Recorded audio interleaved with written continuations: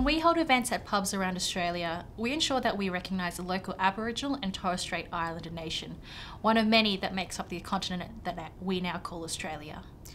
Now that we're holding this event online, and our speakers and much of our audience are streaming from all over Australia, we want to acknowledge all traditional custodians of country, the first innovators and scientists of this land. We pay our respects to Aboriginal and Torres Strait Islander elders, past, present and emerging, and recognise their continuing relationship with the land, waters and culture. G'day and welcome to this special event for Pint of Science Australia 2021. My name is Tom Carruthers. And I'm Jirana Boontanjai. And together we are the co-CEOs of Pint of Science Australia. Pint of Science Australia strives to deliver science engagement activities primarily through an annual festival that build the Australians' public appreciation of science. We're passionate about combating inequity and negative stereotypes and celebrate and champion excellence in Australian science and science engagement. Everything we do could not be possible without our amazing volunteer team. And so for this special launch event, we wanted to highlight some of our leaders who have been working over the last few months to bring the next 2 weeks of festival to you. Of course, there are many more than we can have on a single online stream. So we do encourage you to have a look at the team section under our About webpage online. If you do see any of them online throughout the festival, please do say a thank you for their effort. Last year we made the decision to cancel the annual festival. It was clearly the right thing to do for reasons beyond public health concerns. So many of our presenters and volunteers were the very researchers who we as a nation relied upon to help us understand this new virus and predict its impact in Australia. Their work and importantly the willingness of the Australian public to listen to them have been instrumental in how we, Australia, have fared so well as we have so far. But cancelling was still a heartbreaking decision to make, with over 450 researchers already booked in to speak at pubs in 19 cities. Then there were over 300 volunteers who had been working tirelessly for months by that stage, and it was heartbreaking to effectively lose all of that effort in just a single instant. Even though we wouldn't have been able to run the events anyway with lockdowns implemented nationally only a few weeks later, that feeling didn't go away. A few weeks later, we realised that while the news was full of science news about every possible aspect of the pandemic, there were many researchers in Australia whose science wasn't being told. So, in response, we assembled a small crew of volunteers and rapidly put together an online festival. It was a crazy experience and ended up being around 6 weeks of preparation for 3 days of activities. It was supposed to just be a little bit of fun and perhaps even trial some of the new alternative science outreach events we've been hearing about. And it ended up being a really successful festival in its own, with hundreds of people tuning in for Pint Trivia, panel sessions, and the This Is My Science social hashtag, which trended nationally above COVID-19. Yeah, not Yeah. bad. This year we opted to remain online again, not only as the pandemic is definitely not yet over, but also to see just what was possible if we had a little bit more time to prepare. And oh, has the team surprised us. There have been so many events that we've got, and so we've actually for the first time had to stretch our festival out over 2 whole weeks of activity. Yeah, so we've got 2 trivia events, 6 panels, 4 behind the scenes tours, numerous podcasts and video interviews, and as of right now, we've just finished the This Is My Science and This Is My Field social media activities that have been running all day. So fortunately for you folks, we've got 2 of our volunteers right here with us now. So welcome to the launch, Tim from our central team and Sue-Lyn from our projects team. Hey. So firstly, Sue-Lyn, can you tell us a little bit about what This Is My Science is all about? Yeah, so This Is My Science is all about sharing what your research or your science involves on social media. So it could be going into the specific details of your project or areas of interest and just letting the public know about what you do. That's really, really cool. Thank you so much. And Tim, how does this compare to This Is My Field? So This Is My Field looks at the way science is done. So maybe a particular process that someone uses in science, the way that they interact in their lab, for example, or maybe you're showing off a tour of their lab. So these 2 big ideas all culminated today in the big day. Sue-Lyn, how was it? It was super exciting. It was really awesome to see people from all over Australia and many different research institutes and departments share their different areas of research. Was there anything exciting that happened that you noticed through the day? Tim, perhaps you go first. Yeah, so we kind of kicked off, and then straight away lots and lots of posts are coming in all across Twitter. Some really interesting things about bee cognition, parasites, the science of music, and even a bit about space. I'm just talking numbers here because last year we had some big numbers from the This Is My Science activity. Do we have an idea how many researchers got involved this year? Yeah, so we had 85 posts go out today, but we've also got some bigger numbers with 270 uses of the This Is My Science hashtag, and then over 370 posts in total with extra captures through media monitoring. Wow, Tim, those numbers are really amazing. Sue Lin, were there any particular stories or messages that you saw that were particularly exciting for you?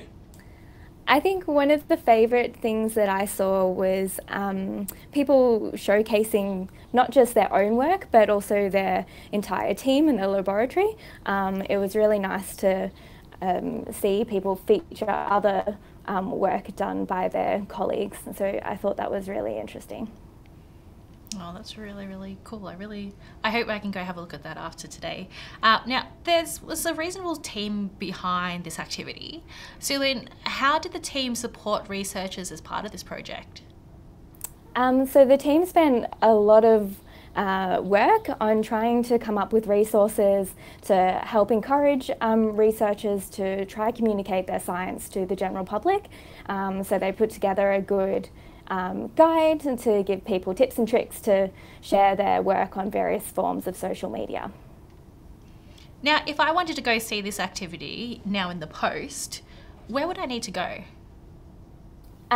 So you could go to either the Pint of Science Twitter page, where each of the themes are posted in various threads. You can also find Instagram stories on Pint of Science, as well as the Facebook group for This Is My Science and This Is My Field. Well, thank you so much both for coming today. It's been great to hear all the amazing things that are going on and to see how many people are getting involved in the project. I know last year we heard of at least one scientific collaboration being spawned because of this project. So let's hope that it happens again. And thanks again, team. And just before we do go, Tim, last year we did trend nationally. That was the big milestone for this year's project. Did that happen again this year? Yeah, it did. So at 11 a.m. this morning, we hit number 4 trending nationally in Australia. Yes! Well, not competitive at all, are we? No. A huge congratulations to you and the team, and thank you so very much for your support. And again, if you do want to see all that activity online, just head to your favourite social platform and search for the hashtags This Is My Science or This Is My Field. You can also have a look at the Pint of Science AU accounts on Twitter, Facebook and Instagram, where the team have done their best to collect as many of those posts together all in one spot. It's just so good.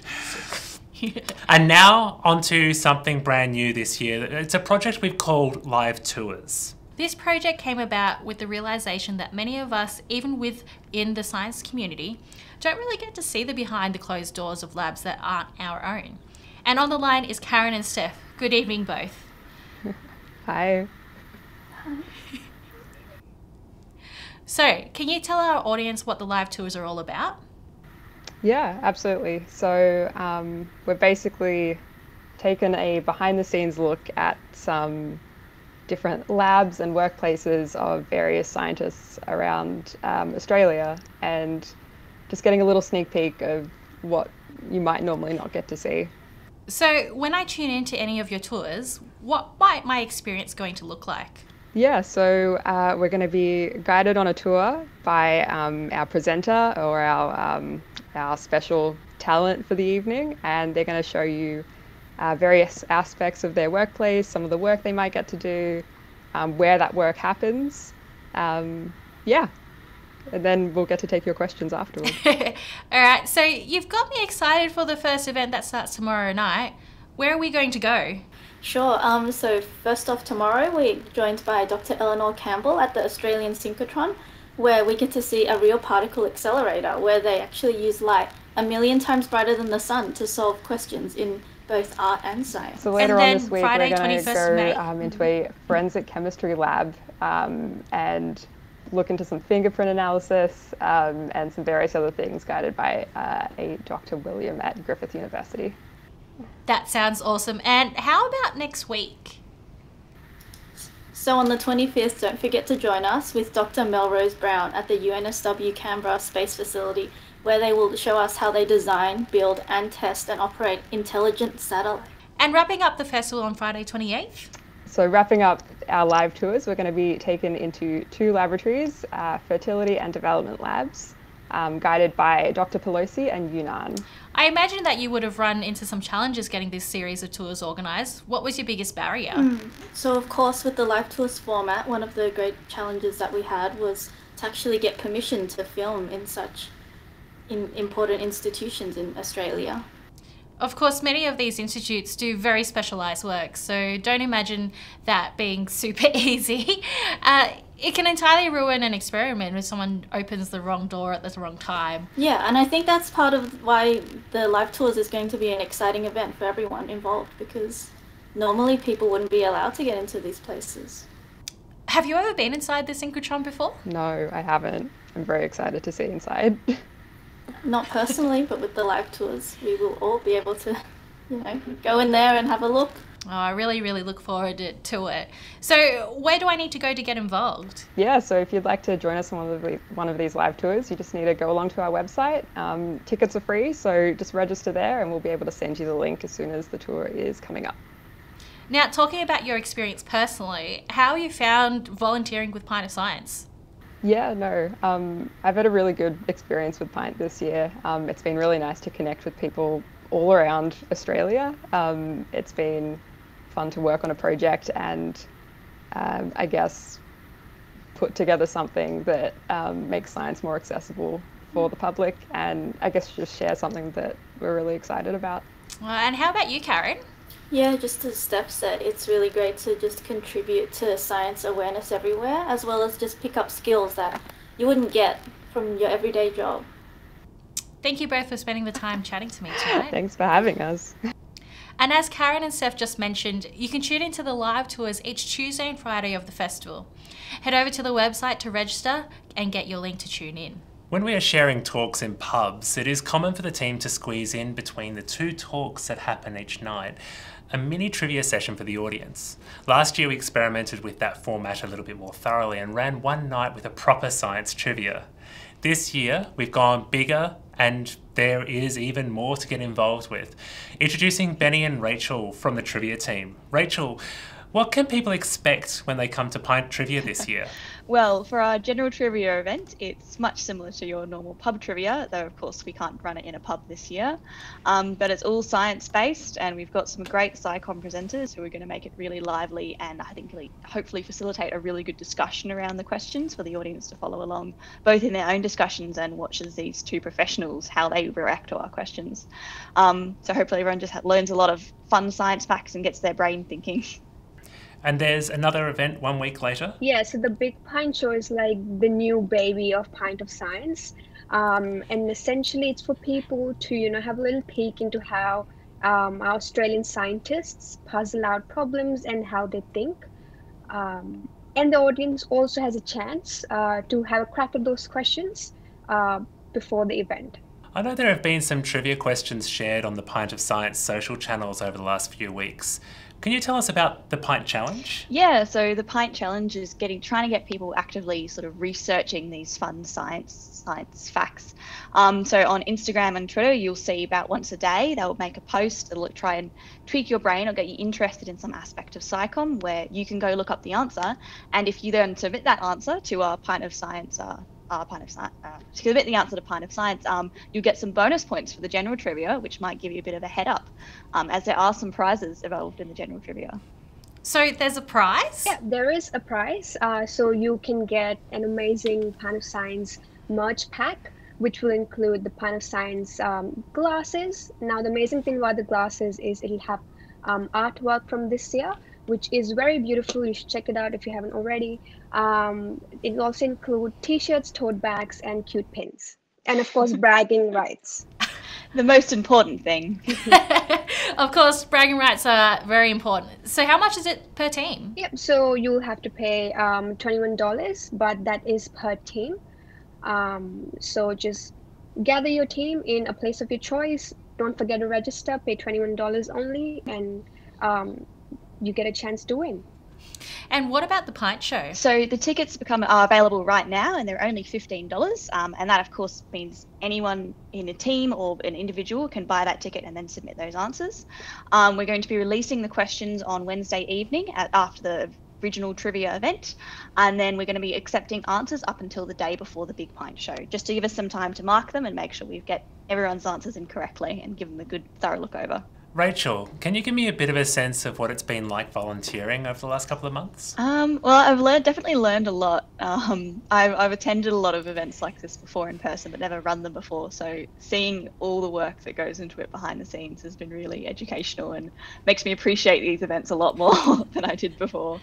And I've met a lot of wonderful people like Benny and yourself, Tom, who are all involved with science and SciComm, which is always fantastic. Thanks, Rachel. Benny, did you even think you'd ever be running a trivia event? It was definitely a big surprise because when I became part of the Pint of Science, I didn't imagine it to be this big, and then it was this big. But it was a great learning experience, and got to meet so many lovely people and even scientists. So that was amazing. Wow. Rachel, what about you? Does this echo your experience? Yeah, same feeling. It's been fantastic working with everyone. Everyone's been really keen and really knowledgeable in their fields of science as well, which means I've learned a lot from different people. I also really helped with the feeling of connectedness around Australia, because we've been so sort of confined to our one little city or our one state, whereas now we've had the chance to meet scientists from I think on our team we had ACT in New South Wales, and I'm up in Townsville, which is up in Whoop really, but but now there's connections around Australia now, which is fantastic. Thanks, Benny and Rachel. So make sure you organise a team for Pint Trivia this coming Wednesday the 19th. And check out those Pint Challenge questions on social media for some few extra cheeky bonus points. And then make sure to get over to the big Pint Show early to make sure you don't miss out on those puzzling questions. You can watch both for free. However, to be in the running for any of the merch packs, you need to be buying a ticket from our website. Speaking of the merch pack, now seems an appropriate time to talk a bit about this year's artwork and artist. Since 2018, Pint of Science Australia has directly engaged Australian artists to contribute to the festival's artwork. Through an Artist in Residence program, Pint of Science seeks to engage artists to collaborate with scientists and to find ways of incorporating science into their artwork. The artist for 2021 is a Melbourne-based designer and illustrator, Fee Doe, who impressed us with a concept pitch that made us all think. As an industrial designer and mechanical engineer graduate, he is an expert in blending the world of analytical thinking with art and creativity. And he's done just that with his piece, Planet B, with 2 E's. As an active supporter of community festivals, Fee was the artist behind the 2018 Melbourne Queer Film Festival. Whether digital, physical, spatial or visual, Fee is passionate about crafting beautiful and thought-provoking compositions that bring a sense of joy. So let's talk the artwork. Inspired by Ban Ki-moon's quote, "There can be no plan B because there is no planet B," Fee's artwork, Planet B with 2 E's, is a playful and ironic response depicting a thriving, sustainable world where people live in a vibrant community as bee people. That's B with 2 E's. Noted. With approximately 1/3 of what we eat dependent on the pollination of bees, these little heroes are a vital part of our ecosystem. Sadly, bee populations are declining globally as they face a range of threats, including industrial agriculture and climate change. Fee wanted to celebrate the continual research efforts in Australia in promoting bee health and further to understanding the ecology and behaviour of bees. Not only the honey bee, but also lesser known Australian native bees. He chose the mascot to be the native stingless social bee to highlight the social aspect of Pint of Science. Other native bee people scattered throughout the science-inspired landscape include the carpenter bee, the teddy bear bee, and blue-banded bee. But ultimately, Fee wants to show us how bees can inspire us to be better in society. Social bees live in complex social structures and use their collective intelligence and work harmoniously together to ensure the greater good of their hive survival. He believes that this is something humans can learn from bees.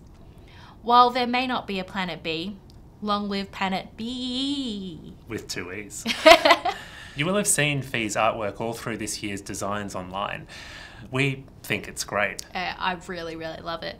And if you want to get your hands on some of Fee's artwork, make sure to check out our merch page on the website. We've got t-shirts, glasses, and even a cool pin based on Fee's design. Every purchase you make not only gets you cool science artwork, but also supports the Pint of Science work that we do and helps us engage with new artists for next year. Starting last year as part of our fast reaction to the pandemic, Pint of Science was born from a desire to find an opportunity for at least some of the 460 researchers who had already signed up to talk as part of that year's festival. It was so successful that we have continued the project through the year last year and again features as part of this year's online festival. Introducing Camille Thompson, who has been behind the microphone for Pint of Science for the last 12 months. Welcome, Camille, and happy launch day. Hey, Tom, I'm happy we've got to launch day. Can you tell us a little bit about what we can expect from Pint of Science this year? So we have gone bigger and wider this year. We've got 10 podcasts, so 1 per day is coming out for Pint of Science. And you are going to learn about everything from bugs to computer games, to the movement of ice, to what on earth would a quantum physicist do with children's books. Quantum physics and children's books? I can't wait to find out how they're related. So obviously you've been chatting with quite a few researchers, but I understand it's not just you behind the microphones this time. No, this year we have a brand new interviewer, Claren, who is her first time interviewing people, but has really enjoyed learning about the scientists and learning their science and talking to them about their work. So listen out for her amongst our podcasts this year. This is one of the cool things about Pint, where it gives a space for our volunteers and presenters to try new things and develop new skills. Have you seen any particular growth among the team this year? I have actually. You know, they've all really came in not quite knowing what podcasting meant, and were a bit like I was 12 months ago when I started it, and they've learned a lot about how do you prepare for an interview, how do you talk to somebody, how do you record it all up, and ready for someone to edit it and then put it to air. And now they're learning the excitement of waiting for that podcast to actually be released and set free into the universe. So if I'm an audience member and I'm getting super excited about these podcasts coming out, where do I go so I don't miss anything of them? If you don't want to miss any of them and you want to hear what we've brought out before, you can go direct to the source, which is on SoundCloud, and you search for a Pod of Science, because we're a pod, not a pint. And you can find all of our episodes, and if you follow us, you will get notified when they're released. But they'll also pop up on our website, and they'll also pop up on Spotify as well. You've been our treasurer over the last 3 years. Is there any highlights that stand out to you in your experience? I really enjoy seeing volunteers get excited about what they're doing. So particularly in finance, I had a lot of contact with the venue people and all of them that were booking in their speakers and getting excited about them coming. And that has actually transferred to the online festival last year and this year, the excitement and the buzz amongst everybody who can't wait for the public to hear, see, experience what they've been involved in for the last little while. Back talking about Pod again and your experience there, I've heard some of the volunteers describe a special moment where their interview guest relaxes and suddenly you get these amazing stories that you'd never have guessed. Has that happened to you? I imagine that it's quite a thrill as an interviewer. It is actually. You know, you read somebody's bio and you do the research before you go in to interview them. And then you're listening to them and suddenly they come out with this fantastic reason why they do their science or way of explaining their science. And, you know, you're trying to be nice and stoic when you're actually interviewing them. But when you get off that recording, and I have the lovely privilege of editing them as well, and you hear this gold that comes through, and you're literally, it's going to be terrible now for video, but you do these ones when you're listening to it, and it's the excitement of, you go, this is fantastic, and then you realize that you're giving them a vehicle to tell this fantastic thing, not just to you, but to who knows how many other people who are going to listen to it on a podcast. And I guess that's the excitement that we would have in our venues, and I get to actually hear it and put it online and tell other people to listen to it, like I am now. Have you been inspired? I've been excited by the science that is happening right here, because I'm a science communicator. I'm not a researcher myself. I have a science background, but I'm excited to know that these people are actually doing science here. Some of them have come from overseas in order to do their science right here, and that these guys are doing, I'm so excited I can't speak, doing their work here, and that it's happening, and that there's a potential for all of the people who are hearing it to either fund it, to be part of it, or to benefit from it in the future. And that's a really exciting thing to know. Oh, that's pretty exciting with me too. Now, how long is each of these podcasts? Are they short enough to fit into the trip home from work? They're anywhere from 15 to 20 minutes, so definitely enough time to have your cuppa and chill out in the afternoon. Thank you, Camille, for tuning in tonight with us, and happy Pint of Science. Happy pint to you as well, Tom. You can catch all the Pod of Science episodes as they are released by searching and subscribing to Pod of Science on SoundCloud. As well, find them on our website and social media channels. New episodes will go live as of 3 p.m. each day as of tomorrow. Now, a new program for 2021 is our Mug of Science videos. These are interesting video interviews where we invited researchers from around the country to meet with our volunteers and discuss their work and career journey. Working on this activity has been a team of volunteers co-led by Tyrone Humphreys and Atai Borges. Welcome to the launch. Thanks for having us, Tom. Yeah, thanks for having us. So, can you tell us a little bit about what Mug of Science is and what we can expect? Okay, so Mug of Science is kind of taking what we think is a casual kind of discussion with scientists, breaking down those barriers of, boring science discussion, boring seminars, but just taking it into an environment that's really comfortable, really relaxed, and that's where Mug of Science kind of came up. So it's a morning coffee with colleagues, out at your favourite cafe or just outside somewhere in general. And you're basically just talking science, face to face. Sounds pretty interesting, and something that I might like, and something that's going to align with the whole ethos of what Pint of Science is. Yeah, for sure. And it's one of the reasons why I was really excited about this project in particular.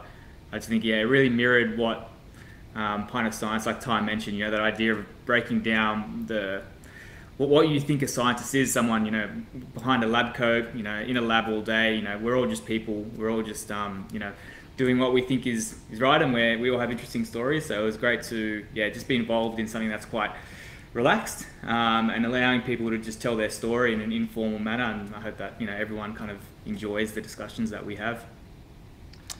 Now, I couldn't help but get in on the action with this one and interviewed a few people when I happened to be in Perth for another project. Which other cities did we get to interview people from?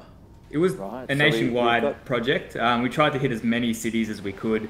Tom, as you mentioned, you were in WA, and we had quite a number of locations here on the East Coast. Ty was based in Brisbane, so we had a few interviews from Brisbane, based on the central coast of New South Wales. So I was in that Newcastle Central Coast region. We had someone in Sydney doing a couple of interviews, and then we had Canberra. So they were the key geographical locations that we managed to get some interviews from. But looking forward, we'd love to get more scope and more people. We missed a lot of areas.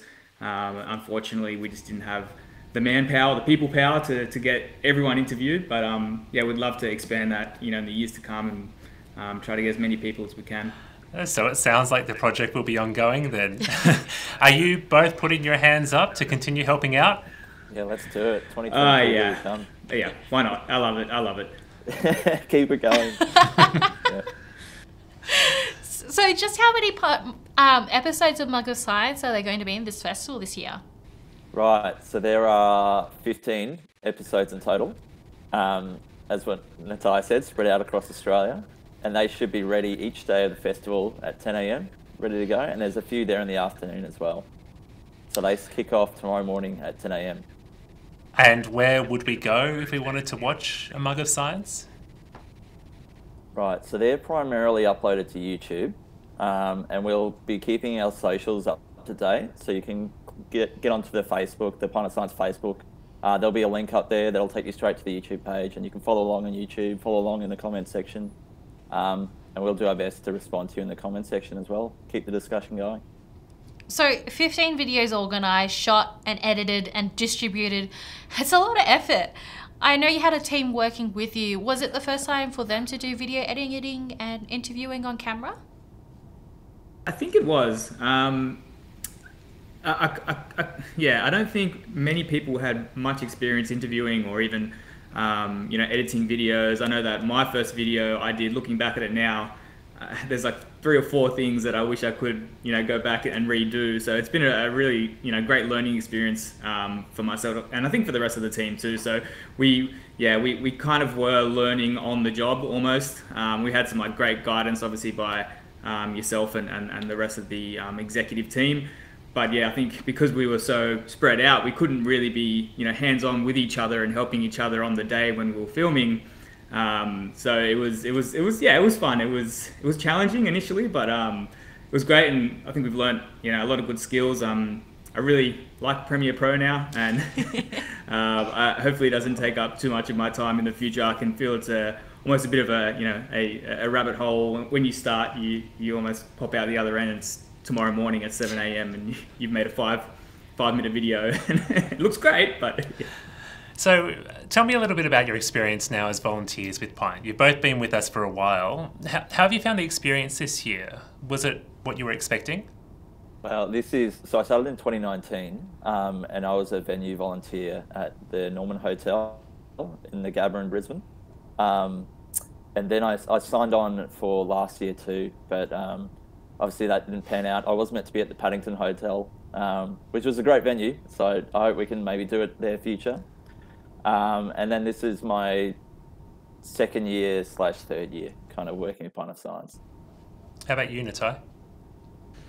Yeah, I mean, I guess I was initially involved with Pint as a presenter in 2018, I think, just at my local brewery on the Central Coast. I didn't even know what the festival was, and someone told me about it, and I was just like, this is amazing. Like, I love this. This is, this is how I want to talk about science. And then the following year, 2019, they were looking for someone to take the reins, and I put my hand up, and I was the city coordinator for the Central Coast, which was a single venue city, I guess, but it was really great. We sold out, and the venue were happy, and the local community was happy. And then 2020 had it all set up to go again, and unfortunately the rug got pulled out from under us.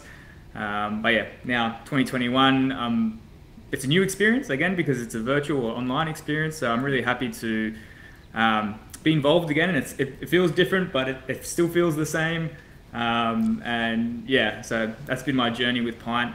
It's been great. I've loved it. Just the whole idea of being able to humanise scientists and just have a general chat. Yeah, it's something that unfortunately I don't think there's enough of in general society. Now, were there any challenges during the project? I mean, there were a few going into it. Obviously, it was a brand new kind of project, a brand new kind of platform that we were going to do. So getting up and running was pretty smooth sailing. But obviously, a lot of the skills that we needed to use throughout, we had to develop from the ground up. And that's where I think the team came in handy. Like Ruby, who's one of our team members, set up a Google Doc where he had troubleshooting going, and we all relied on that Google Doc and added our own stuff to it. So we really kind of got together and shared our skills and really aided us in our learning. And I think we're all better video editors for it. Thank you so very much for joining us this evening. We are looking forward to seeing those stories drop each morning at 10 a.m. from tomorrow. I know I'll be watching the YouTube channel.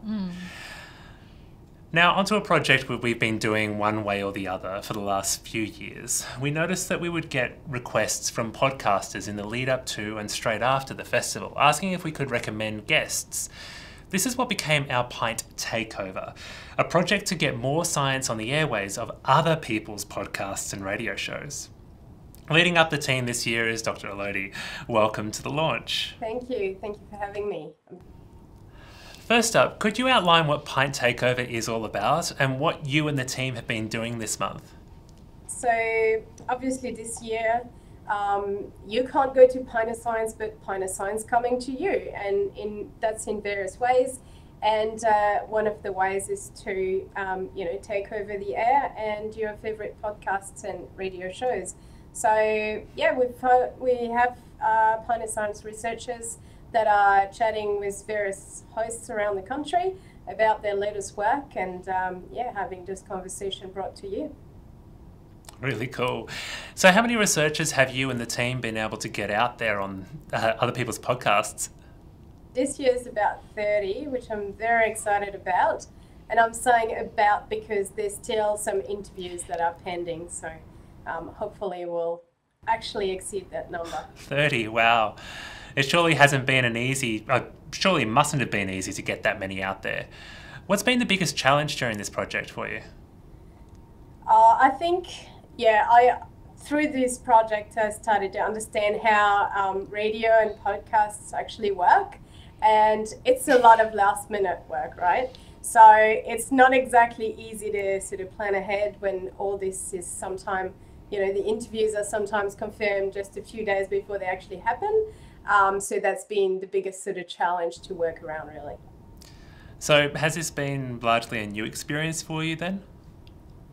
Absolutely. That's a world that I wasn't very familiar with, podcast and radio, but I'm very excited to have, to be part of this project, to be leading this project, and to understand how this world works and what the hosts are after, really, what kind of topics they want to cover and things like that.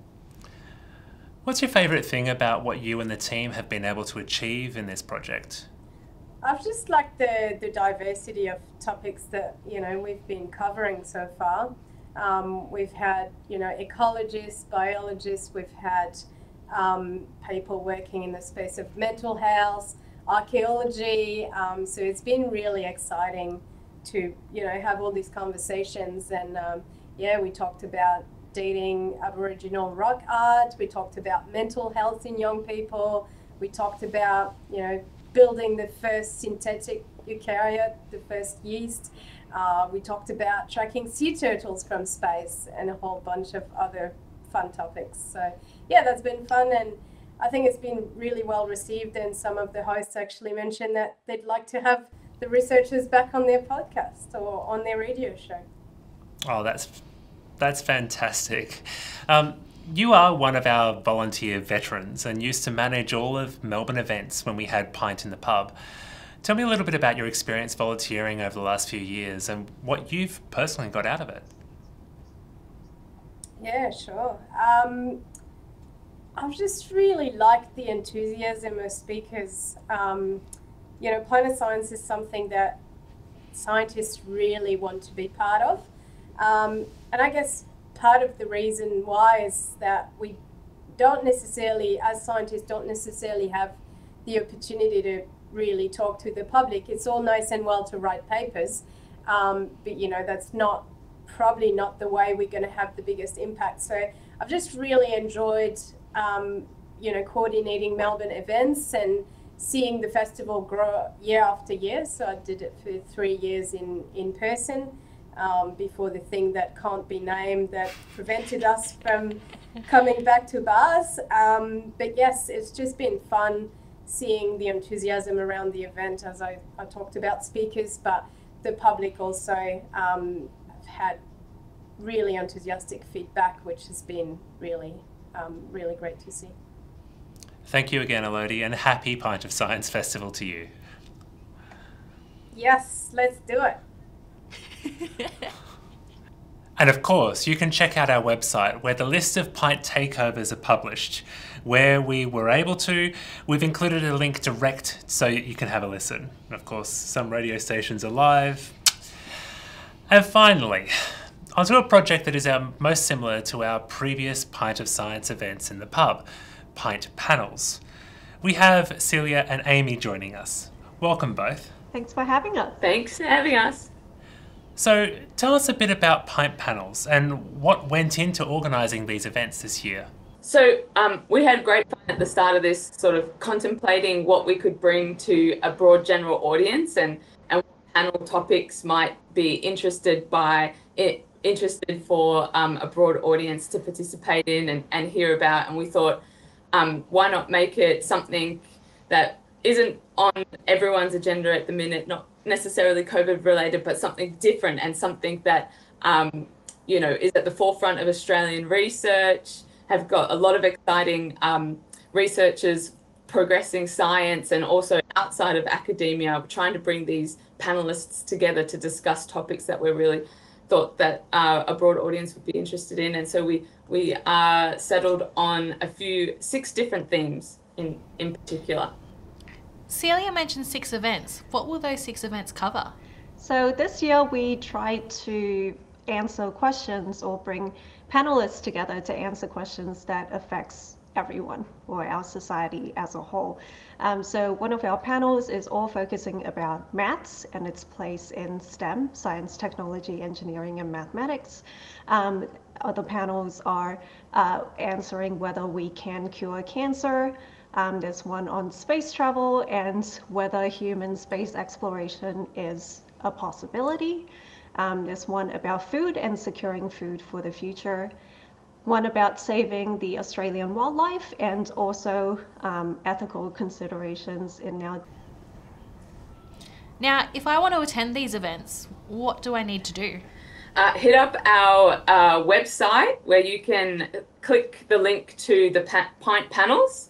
Under this, you'll see all 6 topics that we've got there, and you can click through to see what's running on each night. So what we're running is over 3 nights. We'll have 2 panels per night, and those nights being this coming Thursday is our first 2, followed by next week we'll have Monday and Thursday again.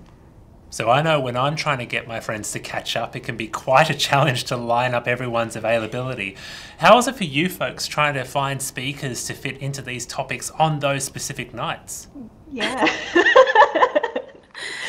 It was certainly a challenge to wrangle all these people together and get them locked in for each night. It was a challenge, but we had a great team and great support from the Nationals as well. So it's been a good experience, and also getting to know other people who are interested in spending their volunteer time dedicating it to getting science out there amongst the public. It's been wonderful. Yeah, and that being said, a huge thank you to all the MCs and all the panelists for all your speedy responses, and for our nagging emails. We're so sorry about that. And also for filling out the registration forms. We really appreciate everything that you've done, and for volunteering your time. And yeah, it's a huge thanks from me and the panels team. I'd have to think Tonight we've been talking to everyone about what they've learnt this year. Is there anything that comes to mind that hasn't been covered yet? It's been really interesting to learn lots of tools as well. I was really impressed with how the central team have organised a lot of resources for us to get our hands on experience with, and also help project manage things like, I never had experienced Notion or Airtable. So that was really fun to learn as well along the way. Mm-hmm. Yeah, I guess it's in our role as more of a leadership position, it's about actually managing the projects, but it's also about managing your team. So for me, it's about understanding that while Pint of Science and the panels is a huge commitment, everyone also has their day jobs and everything else and life that's going on for them. So it's about striking that balance between their volunteering commitment as well as, what they have to do every day. And us as leaders is to be as accommodating to that as we can. So I think that was a huge learning experience for me, and for keeping everyone in the loop at the same time. Has there been any challenges in organising panels this year? I think it has been a learning curve working. We have been working remotely for so long in our day-to-day works, but doing a volunteer events online has definitely been a learning curve, and trying to bring that same enthusiasm that you can in person into a virtual environment has been tricky. But I think, yeah, putting the thought into it as we have with these panels, hopefully it shines through on the night, and yeah, hopefully that's something that the audience can appreciate too, and something that I've been grateful to get first-hand experience with. I know that all of the panels are going to be super interesting, otherwise we wouldn't be organising them. But do you have a favourite or one that especially you're looking forward to? I have one that's close to my heart, mainly because of my background working in data.